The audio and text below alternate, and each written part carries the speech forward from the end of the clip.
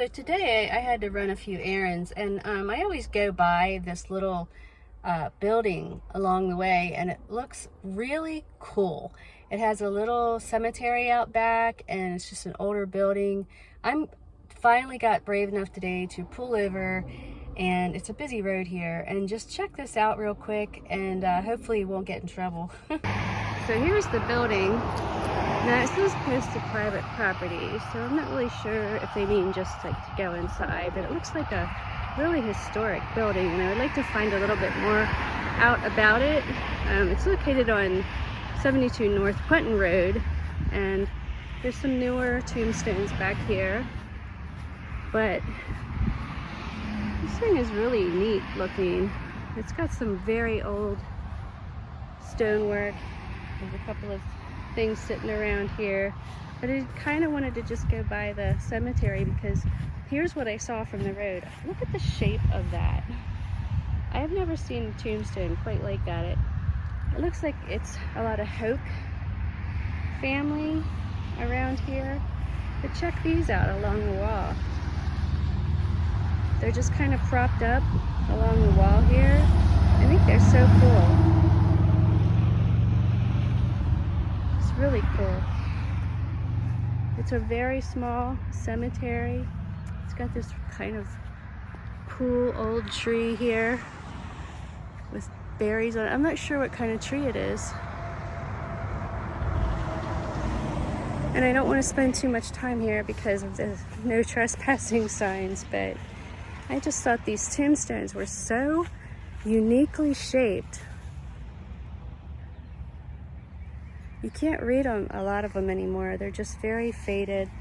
This one here looks newer, and 1896 is the date of death on that. 1796 here.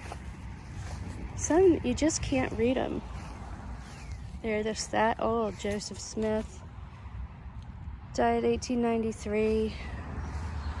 Another YouTube creator that I follow, Jen Sylvania, just recently did a couple of cemeteries, or just did a cemetery. It's one that's falling over, and it was the oldest one in PA. Now this one, I have no idea, and like I said, I'm only gonna spend a few minutes here. I just thought it was a cute place, and I want to get a little more information about it. Yeah, more, I'm going to take a few pictures, but I'm going to try to find a little more information out about it because it just really intrigues me. I used to do gravestone rubbings, but a lot of places won't let you do that anymore, so let me get some pictures here.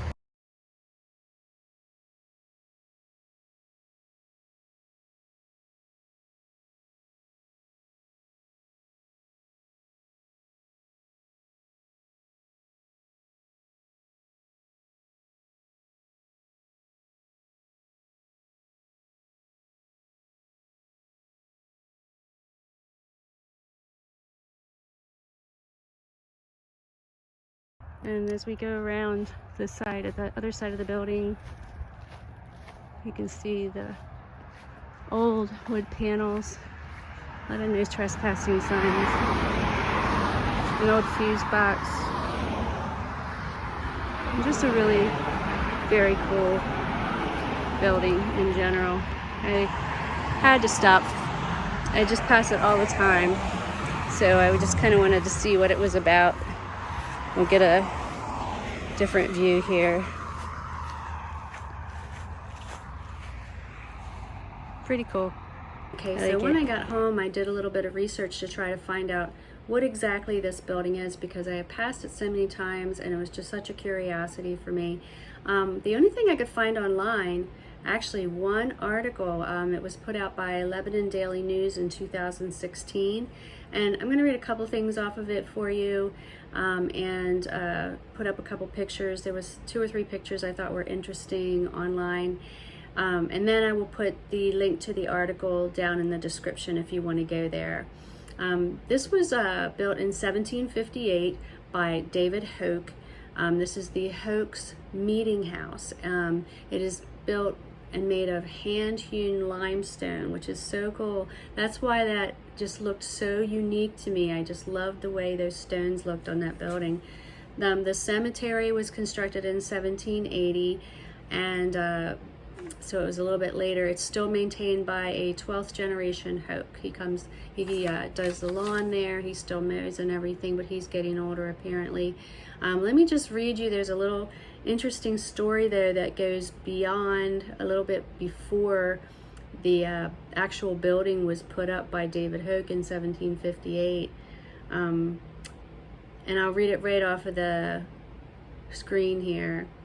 So, a neighbor braved below zero weather to walk through the snow to David Hoke's store on the dirt road that would become Route 72. So apparently they had a store there, the Hoke family, at first.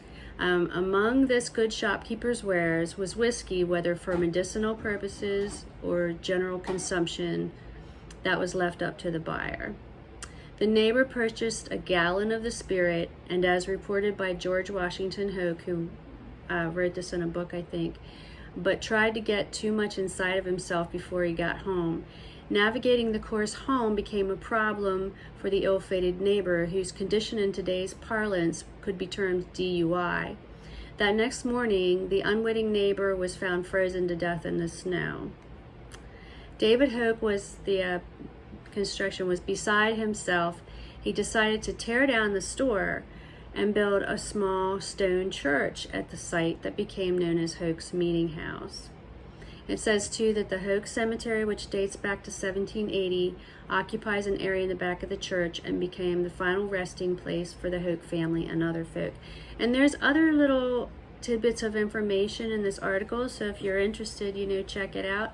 I just thought it was such a cool place, and I had to find out what was going on there. So if you enjoyed this today, it's under my hometown history series that I'm going around my hometown, my new hometown, and just checking out cool little sites like that. I hope you enjoyed the content, and if you did, please subscribe, like, and comment, share. It always helps the channel to grow. I hope you're all having a nice week, and I'll see you next time.